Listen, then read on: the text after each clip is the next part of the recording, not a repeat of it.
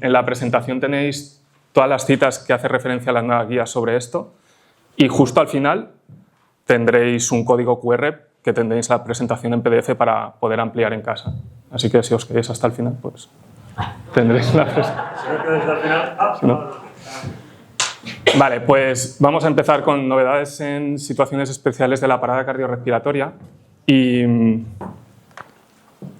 vamos a hacerlo con 3 bloques. Primero empezaremos por causas especiales, entornos especiales y finalmente grupos poblacionales especiales. Respecto a las causas especiales, primero la anafilaxia. Respecto al manejo inicial no cambia mucha cosa excepto un aspecto en concreto. La adrenalina intramuscular sigue siendo el tratamiento de elección. Los antihistamínicos no están recomendados, pero no deben retrasar la administración de adrenalina. Y respecto a los corticoides, cuyo uso se ha ido justificando hasta ahora para prevenir las reacciones bifásicas, ¿no? El segundo pico o el segundo episodio de anafilaxia que se puede dar al cabo de unas horas del primero, todo eso también con una evidencia un poco limitada. Actualmente estudios observacionales han registrado mayor riesgo aumentado de peor evolución con la administración de corticoides en el ámbito prehospitalario. Y con peor evolución me refiero a mayor necesidad de ingreso en hospitalización, UCI o incluso necesidad de segunda dosis de adrenalina. Por eso actualmente las guías no recomiendan la administración rutinaria de corticoides en la anafilaxia en el ámbito prehospitalario, ¿vale? Respecto a la parada cardiorrespiratoria en el contexto de anafilaxia hay que seguir el algoritmo de soporte vital avanzado y poner énfasis, ¿no?, en tratar aquellas causas reversibles a las que habitualmente se asocia. Respecto a los trastornos electrolíticos nos focalizaremos sobre todo en la hiperpotasemia. Respecto a la hiperpotasemia se ha renovado el algoritmo de actuación y se ha puesto mucho énfasis en todas aquellas medicaciones que bajan el potasio. Tampoco ha habido ningún cambio en concreto respecto a las recomendaciones previas, pero sí que hay un cambio en la evidencia que no ha generado cambios en las recomendaciones. Me explico. En la última revisión del ILCOR que se hizo sobre este tema se identificaron respecto al calcio 2 estudios que analizaban pacientes con parada cardiorrespiratoria debida a hiperpotasemia, todo ello comprobado con gasometría. Y lo que se vio con la administración de calcio es que parecía que había menos recuperación de la circulación espontánea y peor supervivencia con peor pronóstico neurológico. No obstante, se consideró que ambos estudios tenían riesgo de incurrir en sesgos severos, por lo que se concluye que no hay evidencia de suficiente calidad para posicionarse a favor o en contra de la administración de calcio en el paciente en parada cardiorrespiratoria. Por eso, de momento, se sigue recomendando. En el paciente que no está en parada cardiorrespiratoria sí que se pone énfasis que la administración de calcio sea en aquellos pacientes que, independientemente del valor de hiperpotasemia, tengan alteraciones en el electrocardiograma. Respecto al bicarbonato, en el paciente en parada cardiorrespiratoria, un poco más como en el caso del calcio. Los mismos hallazgos y la misma recomendación. Pero sí que en el paciente que no está en parada cardiorrespiratoria no está recomendada su administración de forma rutinaria porque se ha visto que no produce una reducción significativa de las cifras de potasio en comparación con otros tratamientos como son el salbutamol o la insulina con glucosa.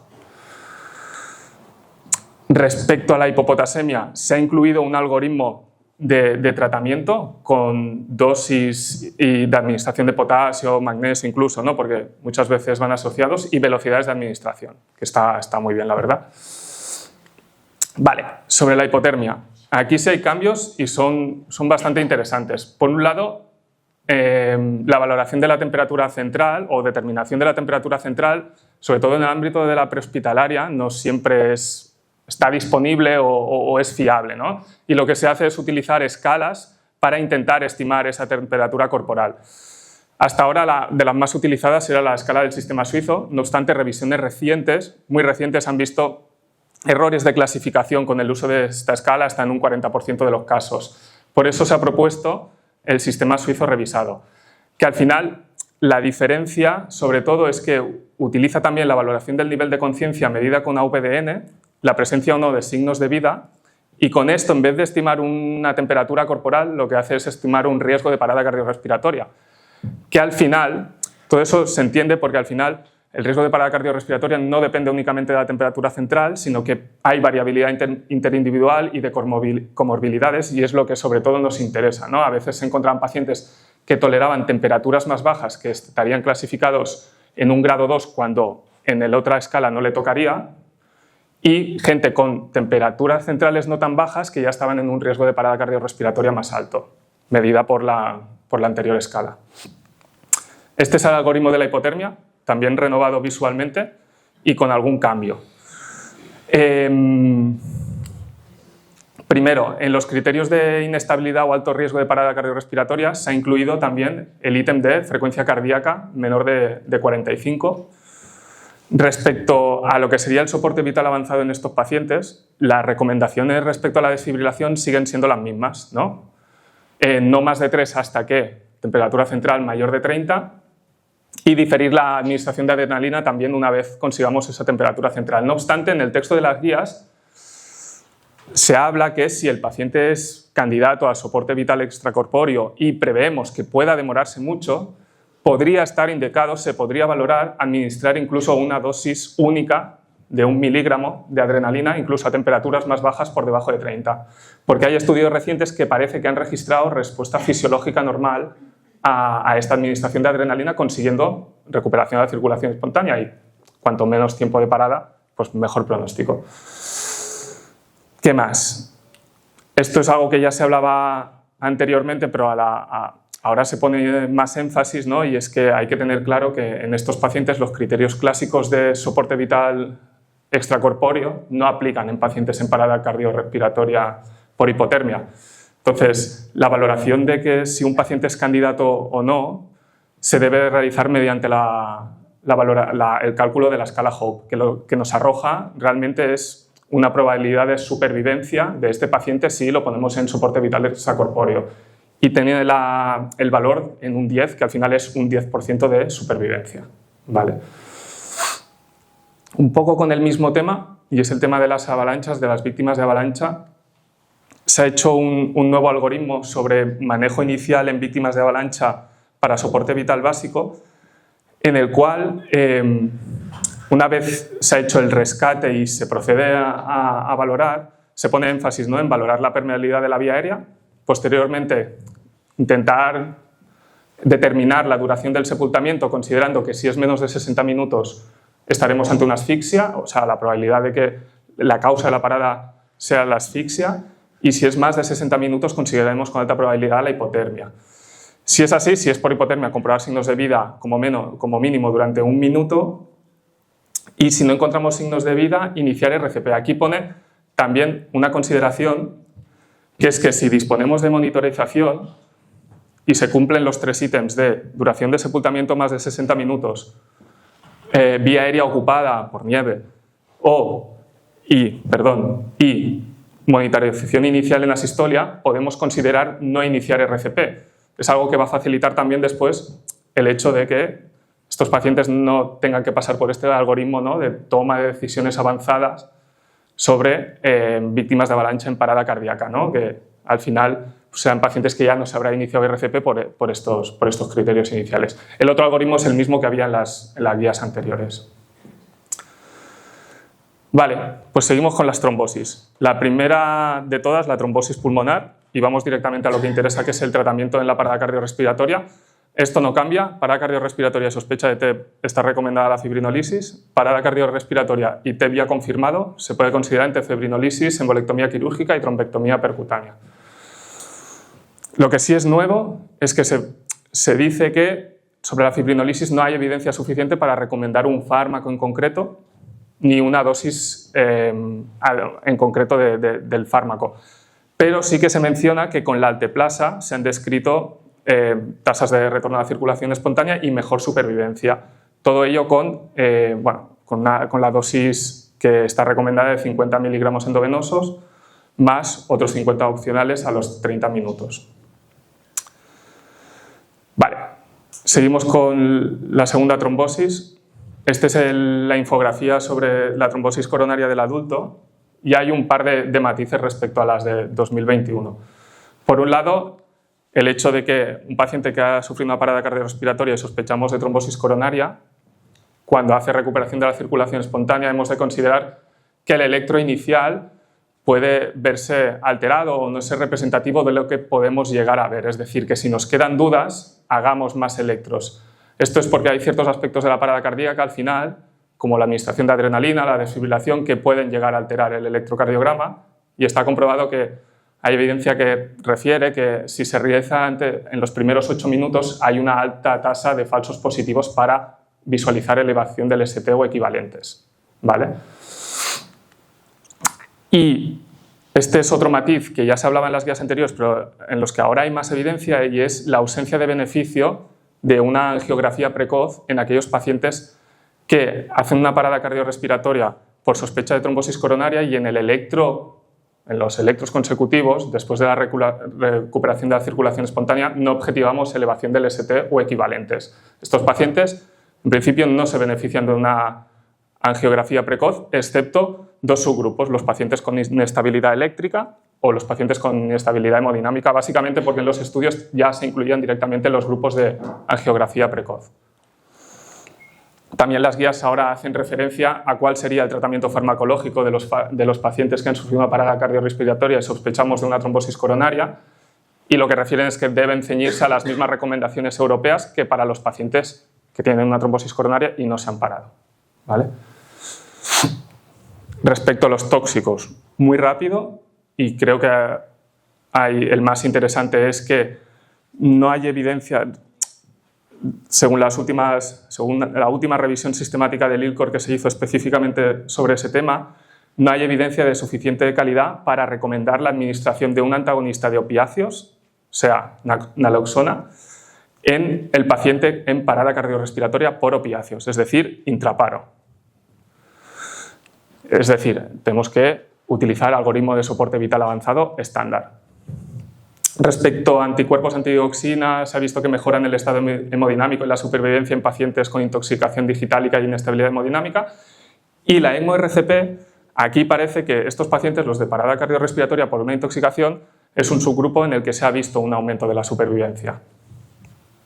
Vale, ¿vamos bien? Sí, ¿no? Mucha cosa, ¿no? Un poco rápido, pero... Vale, vamos con el trauma. Con el trauma realmente no hay mucha novedad, sí que ha habido un cambio, digamos, del algoritmo para enfatizar ciertas cosas y dejarlas más claras. Por un lado, es que aquí ya se habla de que el tratamiento de las causas reversibles toma prioridad sobre la realización de compresiones torácicas. Quizá en el algoritmo de 2021 se intuía, aquí se deja claro. Por otro lado, se ha eliminado la secuencia que había en el anterior algoritmo, digamos, la numeración que había delante de las acciones a seguir para tratar las causas reversibles, porque daba una sensación como de secuencia a seguir, de pasos, ¿no? De empezar por el 1, el 2, el 3, cuando realmente estas acciones lo que hay que hacer es hacerlas según la sospecha clínica que tengamos y que haya podido conducir, o de la sospecha de la causa reversible que tengamos en mente. Y como novedad, en estas guías no se recomienda el REBOA fuera de ensayos clínicos. Esto es por el primer ensayo aleatorizado multicéntrico a nivel de urgencias hospitalarias que analizaba el uso del REBOA en pacientes en shock hemorrágico por trauma.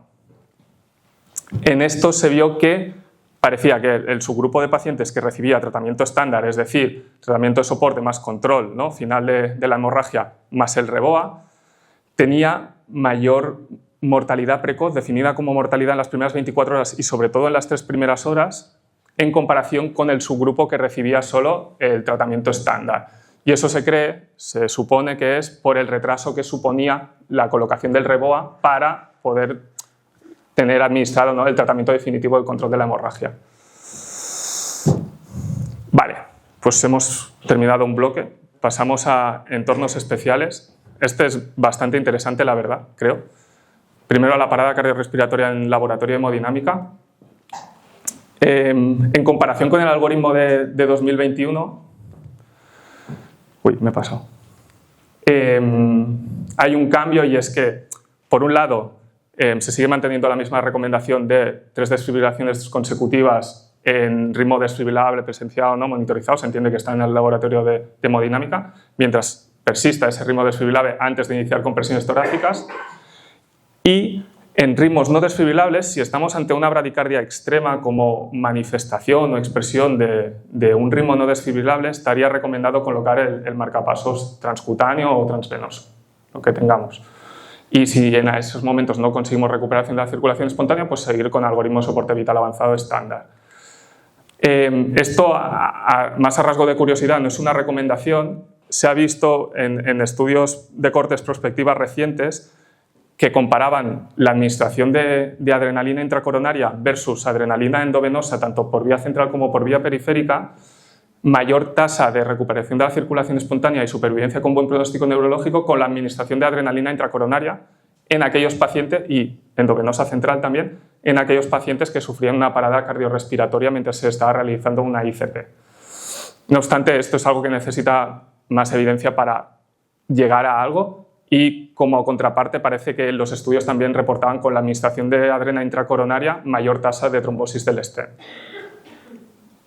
Vale, respecto a ahogamiento, lo que se ha hecho es establecer unas recomendaciones específicas para rescatadores y primeros interventores, sobre todo poniendo énfasis en seguridad, en que las compresiones torácicas, para que sean de alta calidad, tiene que realizarlas personal que no haya sido el responsable de sacar el paciente del agua por la fatiga del rescatador, y que la inmovilización cervical no debe ser sistemática, sino cuando hay alta sospecha, dado que se ha visto en estudios recientes también que haya una lesión cervical junto con un ahogamiento de forma concomitante es muy, muy excepcional. No obstante, si se tiene que hacer, porque se cree que hay riesgo, debería ser en el agua y con 3 rescatadores, si es posible.